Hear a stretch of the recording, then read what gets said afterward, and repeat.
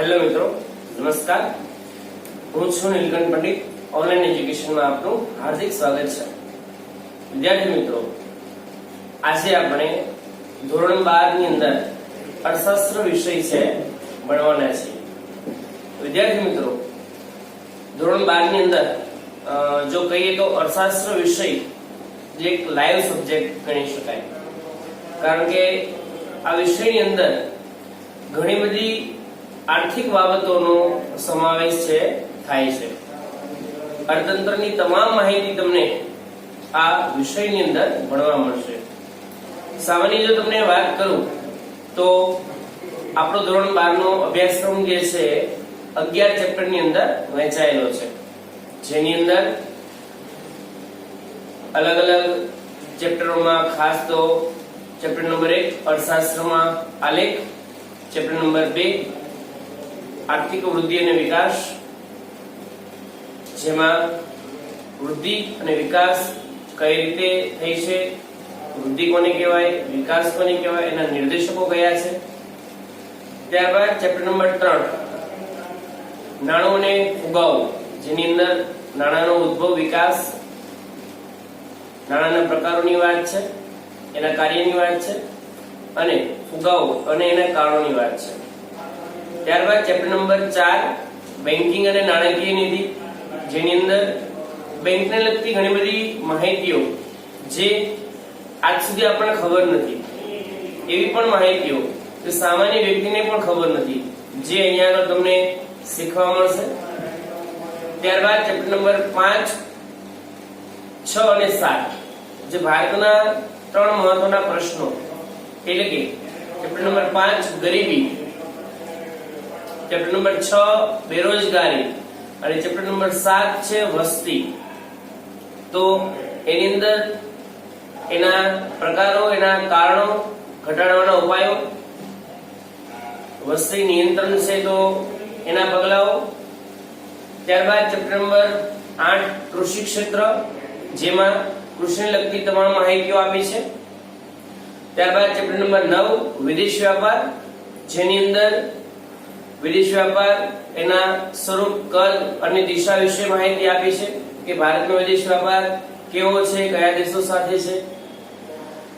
ત્યારબાદ chapter number 10 ઉદ્યોગ ક્ષેત્ર, જેની અંદર ઉદ્યોગો, એના પ્રકારો, ઉદ્યોગોનું શું મહત્વ છે, એનો ફાળો કેટલો છે, એની માહિતી છે. અને છેલ્લે ચેપ્ટર નંબર 11 ભારતીય અર્થતંત્રના નૂતન પ્રશ્નો, તો જેની અંદર આપણે શહેરીકરણ, સ્થળાંતર અને આંતરમાળખાકીય સેવાઓ જે છે એના વિશે આપણે અભ્યાસ કરશું.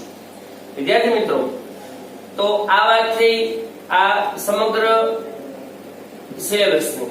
તો અર્થશાસ્ત્રનો સિલેબસ છે એ આ રીતે 11 ચેપ્ટરોની અંદર વહેંચાયેલો છે, અને વિષય વાઇઝ, ચેપ્ટર વાઇઝ એના ગુણભાર પણ છે, જેમાં આજે આપણે ચેપ્ટર નંબર 1 વિશે વાત કરશું. તો ચેપ્ટર નંબર 1 અર્થશાસ્ત્રમાં આલેખ. તો આ જે ચેપ્ટર જે છે એ ચેપ્ટર બોર્ડની પરીક્ષામાં 8 ગુણની અંદર પૂછાય છે. સામાન્ય રીતે આ ચેપ્ટરની અંદરથી વિભાગ બી માટે એક પ્રશ્ન પૂછાશે, જેનો 1 માર્ક. વિભાગ સી કે જેમાં 2 ગુણના પ્રશ્નો હોય છે, એવા 2 પ્રશ્નો હશે, એટલે કે એના 4 ગુણ. વિભાગ સી પછી વિભાગ ડી ની વાત કરીએ તો વિભાગ ડી એટલે કે જેની અંદર 3 ગુણના પ્રશ્ન હશે, એક પ્રશ્ન પૂછાશે એટલે 3 ગુણ, 4 ને 3 7 ને 8 ગુણ. તો આ જે ચેપ્ટર છે એ 8 ગુણની અંદર બોર્ડમાં પૂછાય છે. તો ખાસ મહત્વનું ચેપ્ટર. તો જોઈએ ચેપ્ટર નંબર 1 અર્થશાસ્ત્રમાં આલેખ. આ ચેપ્ટરની અંદર શું છે? તો આ ચેપ્ટરની અંદર આકૃતિ, આલેખ, એનો અર્થ, તફાવત, ત્યાર પછી આલેખ અને આકૃતિનું મહત્વ, આંકડાકીય માહિતીનું મહત્વ, ત્યાર પછી અલગ અલગ રીતે જોઈએ તો જે આકૃતિઓ જે છે એના પ્રકારો, આલેખના પ્રકારો છે. તો અહીંયા આગળ આપણે અલગ અલગ પ્રકારો છે શીખશું. અને ખાસ બોર્ડની પરીક્ષા માટે જે છેલ્લે એ વિભાગની અંદર જે 5 માર્કમાં એક આલેખ પૂછાય છે એની પ્રારંભિક માહિતી કેમ દોરાય આલેખ એના વિશે પણ આપણે આ ચેપ્ટરની અંદર ભણશું. તો ચેપ્ટરનું નામ છે અર્થશાસ્ત્રમાં આલેખ.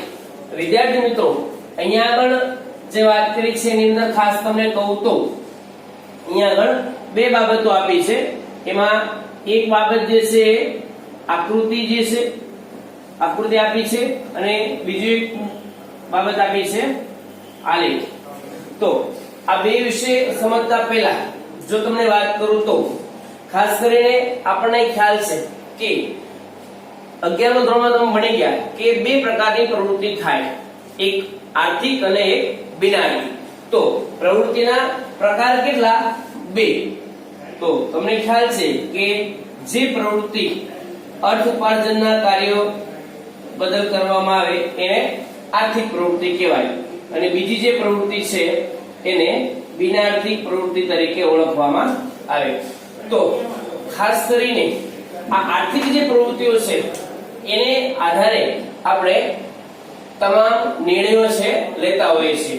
તો હવે આર્થિક પ્રવૃત્તિ જે થાય છે એ કોઈ ઘટના કે કોઈ સંબંધ કે કોઈ વિશેષ કોઈ રજૂઆત હોય તો ત્યારે ખાસ આપણે આર્થિક પ્રવૃત્તિનો ઉપયોગ કરતા હોઈએ છીએ.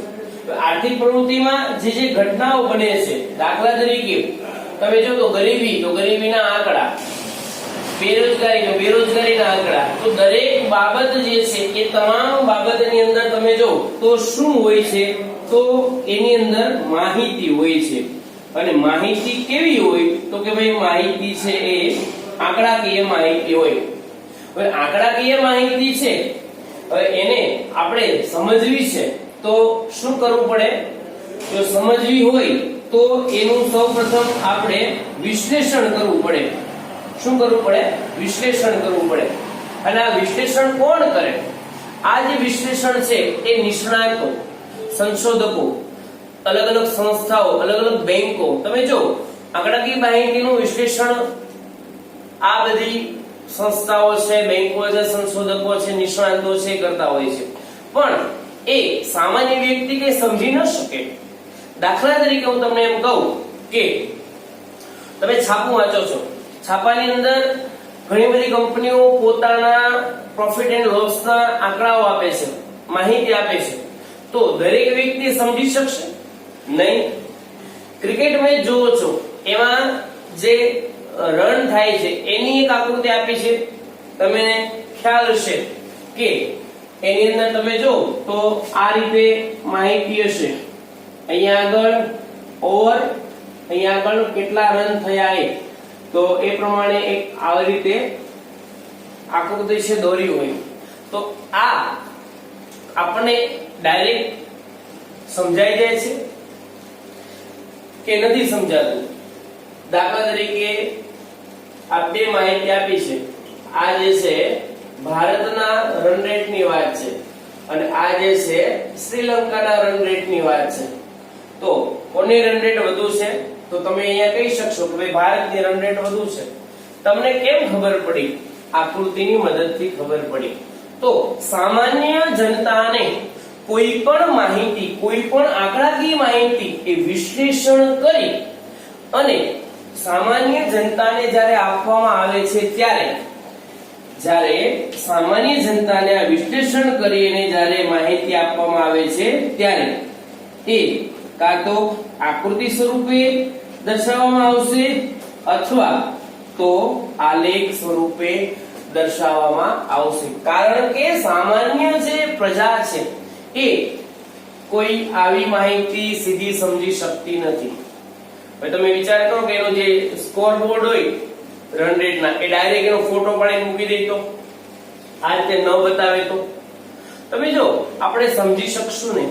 પણ આ રીતે આલેખ કે આકૃતિની અંદર જ્યારે પણ કોઈ માહિતીને દર્શાવવામાં આવે તો સરળતાથી સમજી શકાય છે અને સમજાવી શકાય છે. તો ખાસ સામાન્ય પ્રજાને સમજવા કે સમજાવવા આકૃતિના આલેખનો ઉપયોગ છે કરવામાં આવે છે. તો આ પાઠની અંદર પહેલો મહત્વનો આપણો મુદ્દો કે આકૃતિ અને આલેખ એનો અર્થ અને એનો તફાવત. તો સૌપ્રથમ આપણે વાત કરીએ આકૃતિની, પછી આલેખની વાત કરશું. જોઈએ કે આકૃતિ એટલે શું અને આલેખ એટલે શું. પહેલા આકૃતિ વિશે વાત કરીએ તો નંબર 1 એનો અર્થ થશે અવલોકિત માહિતીનું ચિત્ર દ્વારા પ્રતિનિધિત્વ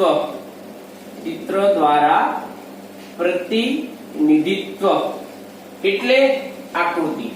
અવલોકિત માહિતીનું ચિત્ર દ્વારા પ્રતિનિધિત્વ એટલે આકૃતિ. જે કઈ માહિતી આપી છે તમને, અહીંયા આગળ રન અને ઓવરની માહિતી છે, તો એને ચિત્ર દ્વારા તમે પ્રતિનિધિત્વ કર્યું, એને દર્શાવ્યું, તો સામાન્ય પ્રજા છે સમજી શકશે. એટલે અવલોકિત માહિતીનું ચિત્ર દ્વારા પ્રતિનિધિત્વ એટલે શું? આકૃતિ. હવે નંબર 2, જ્યારે પણ આકૃતિ ક્યારે દોરવામાં આવશે? જ્યારે માહિતી કેવી હશે? સ્વયં સ્પષ્ટ માહિતી માટે આકૃતિ દોરાય છે. હવે સ્વયં સ્પષ્ટ એટલે કેવી માહિતી છે? એના બે પ્રકાર છે, એક અસતત અને એક સતત. તો એ પહેલા આપણે સમજી લઈએ કે અસતત માહિતી કોને કહેવાય અને સતત માહિતી કોને કહેવાય. તો ખાસ વિદ્યાર્થી મિત્રો જોઈએ અસતત માહિતી એટલે શું.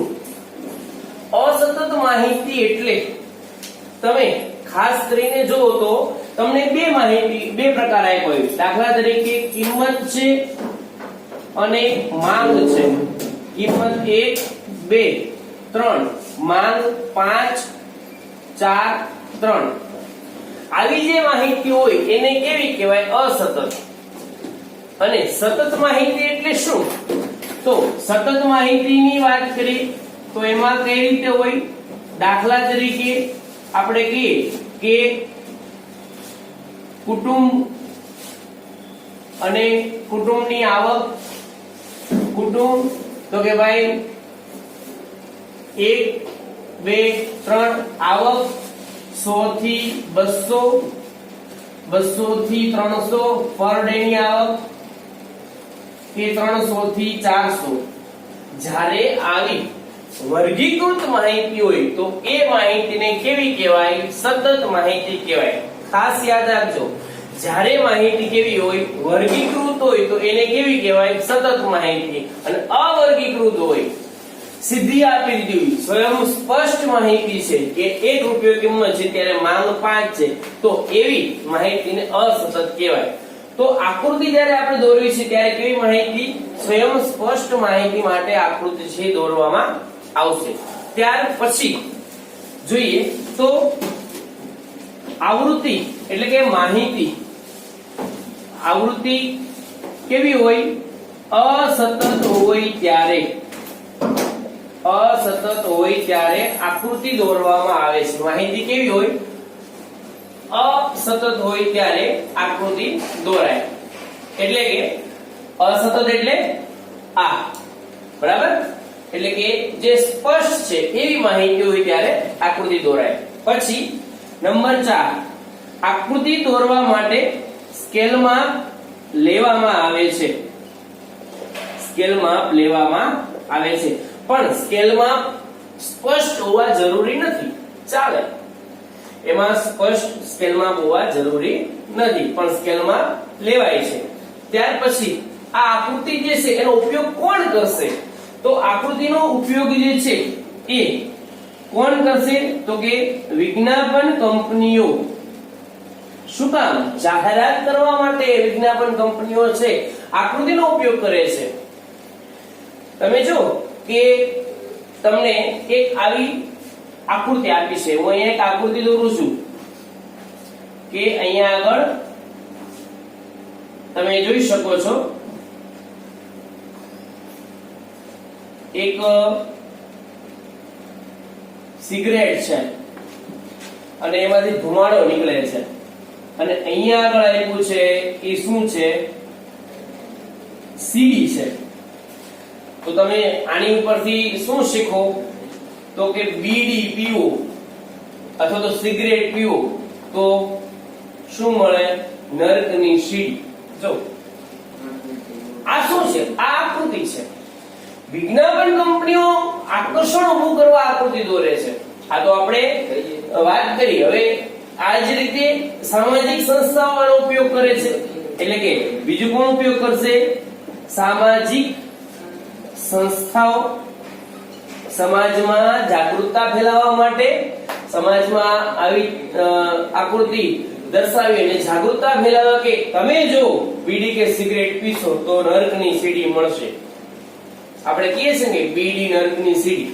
તો સામાજિક સંસ્થાઓ જે છે એ સમાજમાં જાગૃતતા ફેલાવવા માટે ઉપયોગ કરે છે અને સરકાર એટલે કે રાજ્ય છે એ માહિતી આપવા માટે પણ આકૃતિનો ઉપયોગ છે કરે છે. તો ખાસ વિજ્ઞાપન કંપનીઓ, સામાજિક સંસ્થાઓને સરકાર છે આકૃતિનો ઉપયોગ કરે. ત્યાર પછી આકૃતિ દોરવા માટે આંકડા શાસ્ત્રના ઊંડા જ્ઞાનની જરૂર નથી. એટલે કે હવે આવું દોરવું હોય તો તમારે અથવા આ રીતે દોરવું છે તો તમારે આંકડાશાસ્ત્રના ઊંડા જ્ઞાનની જરૂર નથી. તમે સામાન્ય રીતે પણ દોરી શકો. તો ખાસ આકૃતિ દોરવા માટે આંકડાશાસ્ત્રના ઊંડા જ્ઞાનની જરૂર નથી. યાદ રાખવાનું છે કે આકૃતિ દોરવા કયા વિષયના જ્ઞાનની જરૂર નથી?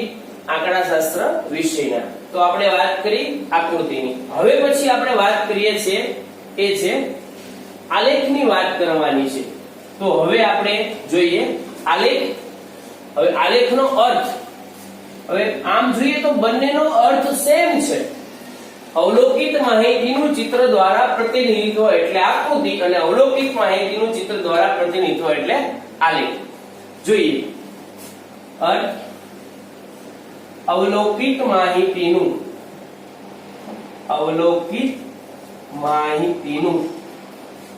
ચિત્ર દ્વારા પ્રતિનિધિત્વ. પણ એક વસ્તુ ખાસ, અહીંયા આગળ અવલોકિત માહિતી પણ કેવી?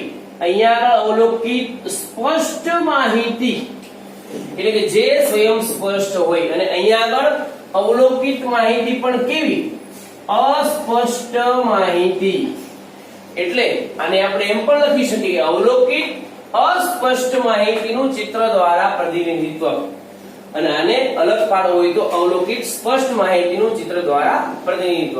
ખાલી તમે અવલોકિત માહિતીનું ચિત્ર દ્વારા પ્રતિનિધિત્વ એટલે આલેખ કે આકૃતિ લખો તો ચાલે, કોઈ વાંધો નથી. પણ અલગ પાડવા માટે આપણે આ રીતે લખીશું. અથવા અવલોકિત અસતત માહિતીનું ચિત્ર દ્વારા પ્રતિનિધિત્વ. અહીંયા આગળ અવલોકિત સતત માહિતીનું ચિત્ર દ્વારા પ્રતિનિધિત્વ.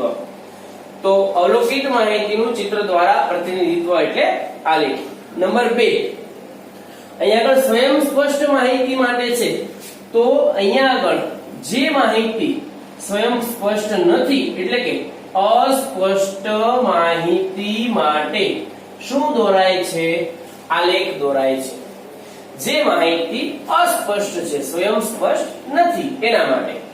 ત્યારબાદ નંબર 3, જો અહીંયા આગળ આવૃત્તિ અસતત હોય ત્યારે તો અહીંયા આગળ શું આવશે? આવૃત્તિ કેવી હોય? આવૃત્તિ સતત હોય ત્યારે શું દોરાય? આલેખ દોરાય. સતત એટલે કેવી? આ રીતે. વર્ગીકૃત માહિતી, જ્યારે માહિતી વર્ગીકૃત હોય ત્યારે શું દોરાય છે? તો ત્યારે આલેખ દોરવામાં આવે છે.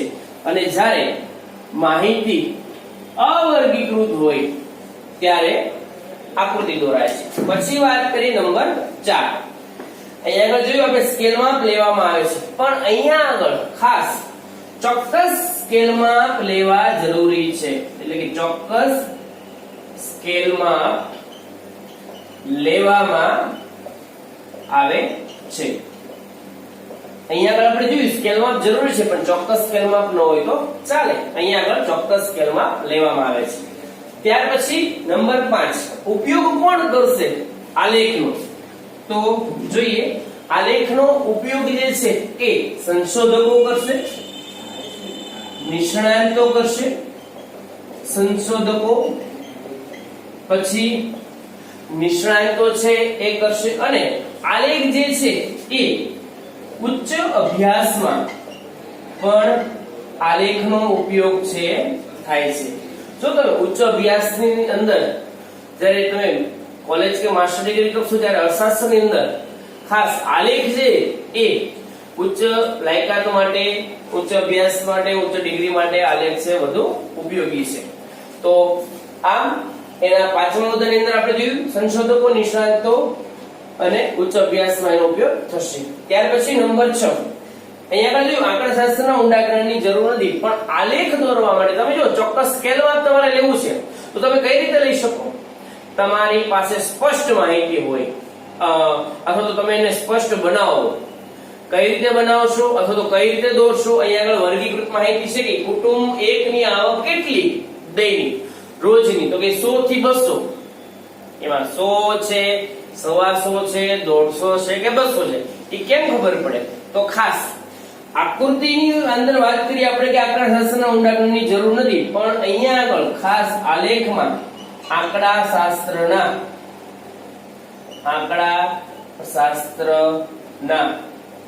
ઊંડા જ્ઞાનની જરૂર પડે છે.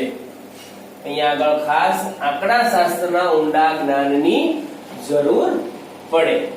તો વિદ્યાર્થી મિત્રો આ આપણે આકૃતિના આલેખના તફાવતની વાત કરી. ફરી વખત 3 માર્કની અંદર અહીંયા આગળ જે પૂછાય છે એની અંદર પૂછાયો મહત્વનો પ્રશ્ન આકૃતિ અને આલેખનો તફાવત સમજાવો. ફરી વખત રિપીટ કરું છું, ખાસ ધ્યાન રાખજો. સૌપ્રથમ અર્થ લખવાનો, આકૃતિનો અર્થ અવલોકિત માહિતીનું ચિત્ર દ્વારા પ્રતિનિધિત્વ, અહીંયા પણ અવલોકિત માહિતીનું ચિત્ર દ્વારા પ્રતિનિધિત્વ. પછી સ્વયં સ્પષ્ટ માહિતી માટે, સ્વયં સ્પષ્ટ ન હોય એટલે કે અસ્પષ્ટ માહિતી માટે આલેખ. પછી અહીંયા આગળ આવૃત્તિ કેવી હોય? અસતત હોય ત્યારે આકૃતિ દોરાય, આવૃત્તિ સતત હોય ત્યારે આલેખ દોરાય. પછી સ્કેલમાં લેવામાં આવે છે, અહીંયા આગળ ચોક્કસ સ્કેલમાં લેવામાં આવે છે. પછી આનો ઉપયોગ કોણ કરશે? વિજ્ઞાપન કંપનીઓ, સામાજિક સંસ્થાઓ અને સરકાર. આનો ઉપયોગ સંશોધકો, નિષ્ણાતો અને ઉચ્ચ અભ્યાસમાં. પછી અહીંયા આગળ આંકડાશાસ્ત્રના ઊંડા જ્ઞાનની જરૂર નથી, અહીંયા આગળ આંકડાશાસ્ત્રના ઊંડા જ્ઞાનની જરૂર છે. તો ખાસ 3 માર્કની અંદર આપણે યાદ રાખશું. એ સિવાયની માહિતી તો કે આલેખ છે ગ્રાફ પેપર પર દોરાય છે. ખાસ કરીને તમે જો તો x અને y ધરી દ્વારા અલગ અલગ ચતુર્થાંશો એટલે કે ગ્રાફ પેપરની અંદર જે નાના નાના ચોક્સ હોય છે એની અંદર આલેખ એટલે કે ગ્રાફ પેપરની અંદર દોરવામાં આવે છે. તો ખાસ એ પણ આપણે યાદ રાખશું, કારણ કે 1 માર્કની અંદર પ્રશ્ન પૂછાઈ ગયો છે આલેખ શેના પર દોરાય? તો આલેખ છે ગ્રાફ પેપર પર દોરવામાં આવે છે. તો હવે નેક્સ્ટ લેક્ચરમાં આની આગળના મુદ્દા વિશે આપણે વાત કરશું. આભાર.